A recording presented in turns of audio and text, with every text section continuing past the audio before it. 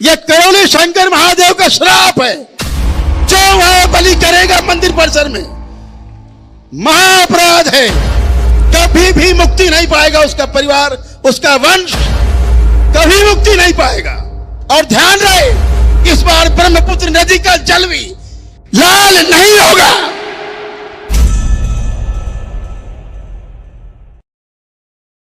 तो इसलिए दरबार ने घोषणा की थी कि इस बार ब्रह्मपुत्र नदी का जो जल है वो लाल नहीं होगा। हर बार लाल होता था।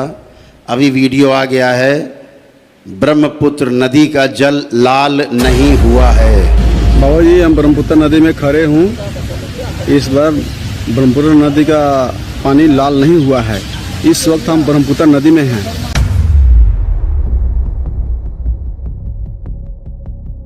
और इस बार भी मां के पर्व पर ब्रह्मपुत्र नदी का जल लाल नहीं हुआ।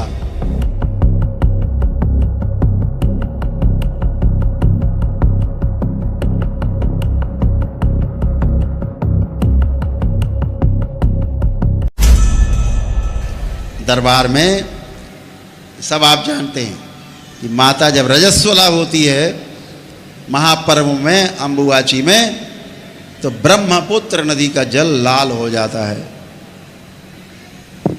जहाँ माँ स्थापित उस गर्भगृह में जल लाल हो जाता है। तो सफ़ेद वस्त्र डाल के रंगा, उससे लाल रंग लिया जाता है। सफ़ेद वस्त्र लाल हो जाता है, फिर उसको काट के सबको बांटा जाता है। पूरे साल बांटते हैं। दरबार ने घोषणा की थी, जब तक तुम बलि प्रथा नहीं बंद करोगे इस मंदिर परिसर के अंदर, तब तक इस ब्रह्मपुत्र नदी का जल कभी भी लाल नहीं होगा।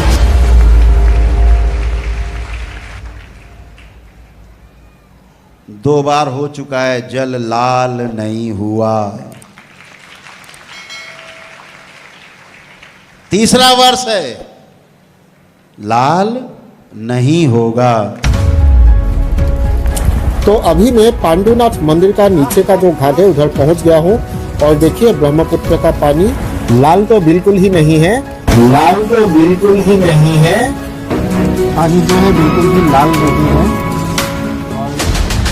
दरबार ने 18 जून को घोषणा की थी कि माँ के क्रोध का प्रमाण ये होगा कि हर वर्ष ब्रह्मपुत्र नदी का जो जल लाल हो जाता था माँ के रक्त से, वो इस बार माँ के रक्त से ब्रह्मपुत्र नदी का जल लाल नहीं होगा। और लाल नहीं हुआ ये प्रमाण है।